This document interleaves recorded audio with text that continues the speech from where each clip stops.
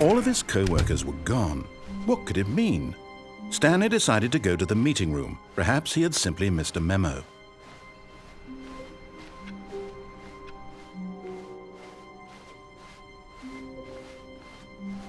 When Stanley came to a set of 2 open doors, this was not the correct way to the meeting room, and Stanley knew it perfectly well. Perhaps he wanted to stop by the employee lounge first, just to admire it.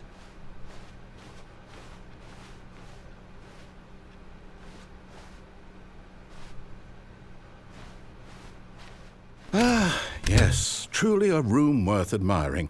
It had really been worth the detour after all. But eager to get back to business, Stanley took the first open door on his left.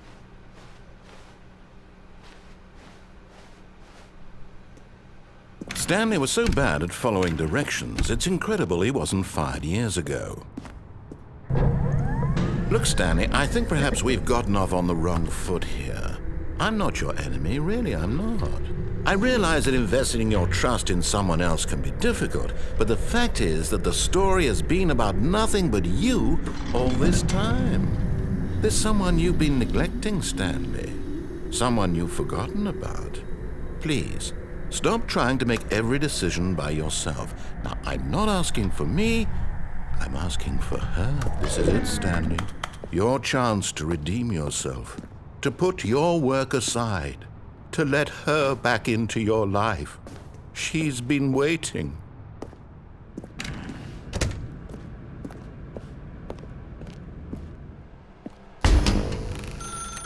That's her, Stanley.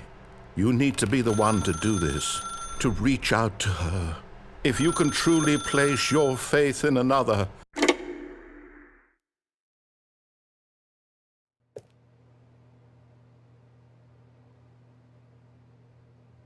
Stanley, is that you? Hold on, sweetie. Sorry to keep you waiting. I'm just pulling the bread out of the oven. All right. Okay, there we go.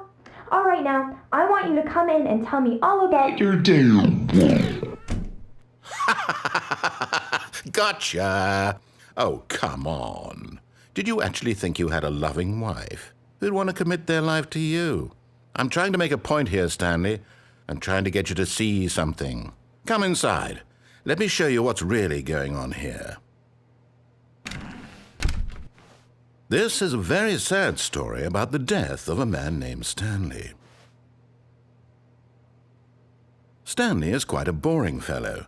He has a job that demands nothing of him, and every button that he pushes is a reminder of the inconsequential nature of his existence. Look at him there, pushing buttons, doing exactly what he's told to do. Now he's pushing a button. Now he's eating lunch. Now he's going home. Now he's coming back to work. One might even feel sorry for him, except that he's chosen this life. But in his mind, he can go on fantastic adventures. From behind his desk, Stanley dreamed of wild expeditions into the unknown. Fantastic discoveries of new lands. It was wonderful. And each day that he returned to work was a reminder that none of it would ever happen to him. And so he began to fantasize about his own job.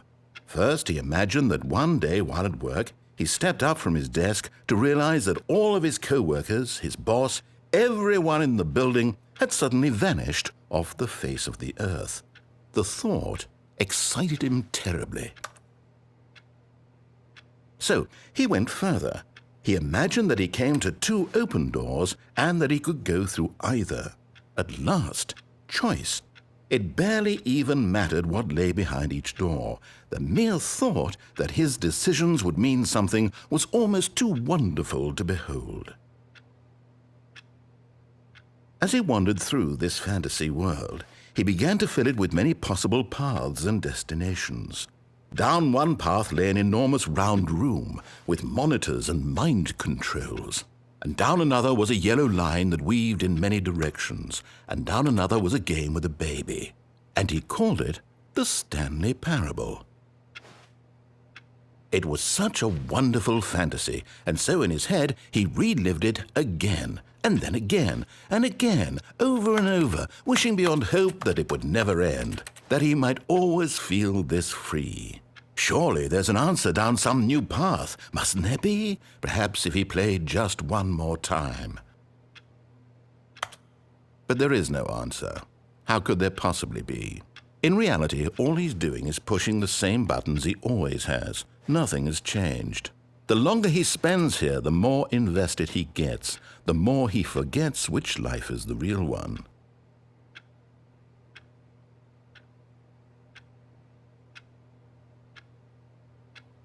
And I'm trying to tell him this, that in this world he can never be anything but an observer, that as long as he remains here, he's slowly killing himself. But he won't listen to me. He won't stop. Here, watch this. Stanley, the next time the screen asks you to push a button, do not do it. You see? Can he just not hear me? How can I tell him in a way that he'll understand that every second he remains here, he's electing to kill himself? How can I get him to see what I see? How can I make him look at himself? I suppose I can't, not in the way I want him to. But I don't make the rules. I simply play to my intended purpose, the same as Stanley. We're not so different, I suppose. I'll try once more to convey all this to him. I'm compelled to. I must. Perhaps, well, maybe this time he'll see. Maybe this time.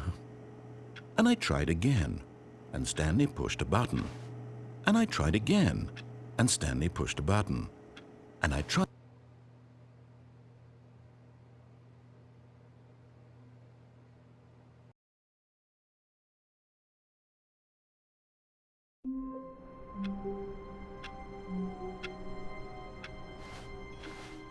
All of his co-workers were gone. What could it mean? Stanley decided to go to the meeting room. Perhaps he had simply missed a memo.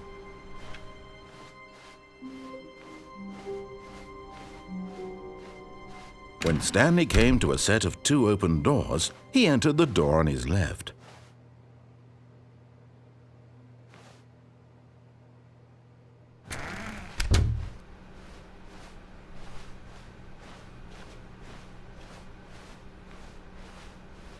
Yet there was not a single person here either. Feeling a wave of disbelief, Stanley decided to go up to his boss's office. Coming to a staircase, Stanley walked upstairs to his boss's office.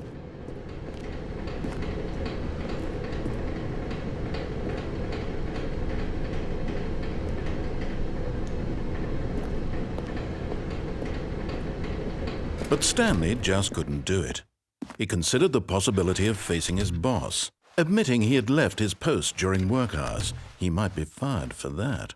And in such a competitive economy, why had he taken that risk? All because he believed everyone had vanished? His boss would think he was crazy. And then something occurred to Stanley. Maybe, he thought to himself, maybe I am crazy. All of my co-workers blinking mysteriously out of existence in a single moment for no reason at all? None of it made any logical sense. And as Stanley pondered this, he began to make other strange observations. For example, why couldn't he see his feet when he looked down? Why did doors close automatically behind him wherever he went? And for that matter, these rooms were starting to look pretty familiar. Were they simply repeating? No, Stanley said to himself, this is all too strange. This can't be real.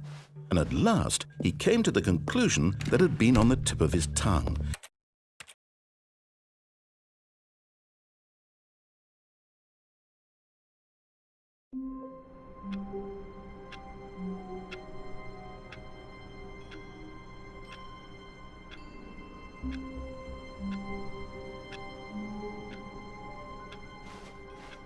All of his co-workers were gone. What could it mean? Stanley decided to go to the meeting room. Perhaps he had simply missed a memo.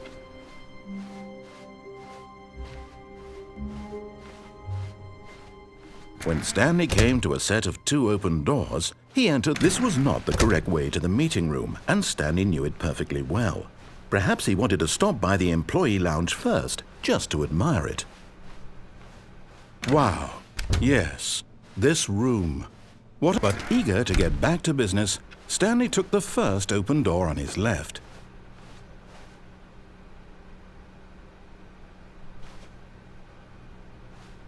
And so he detoured through the maintenance section, walked straight ahead to the opposite door, and got back on track.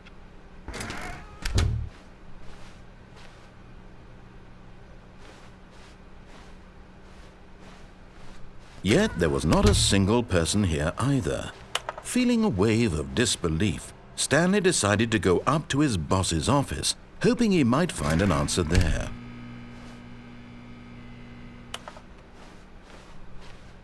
Coming to a staircase, Stanley walked upstairs to his boss's office.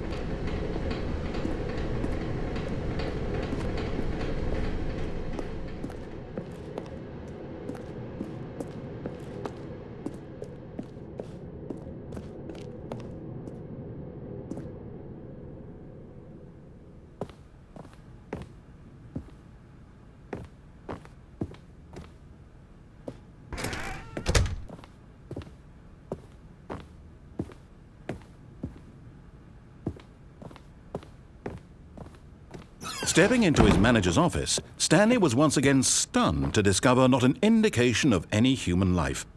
Shocked, unraveled, Stanley wondered in disbelief who orchestrated this, what dark secret was being held from him. What he could not have known was that the keypad behind the boss's desk guarded the terrible truth that his boss had been keeping from him, and so the boss had assigned it an extra secret PIN number, 2845. But of course, Stanley couldn't possibly have known this.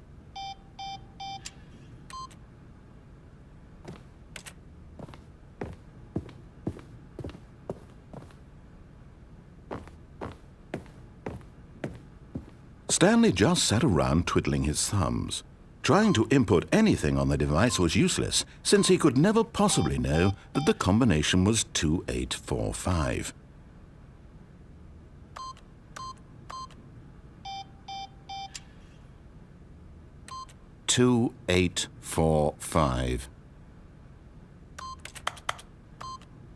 Yet incredibly, by simply pushing random buttons on the keypad, Stanley happened to input the correct code by sheer luck.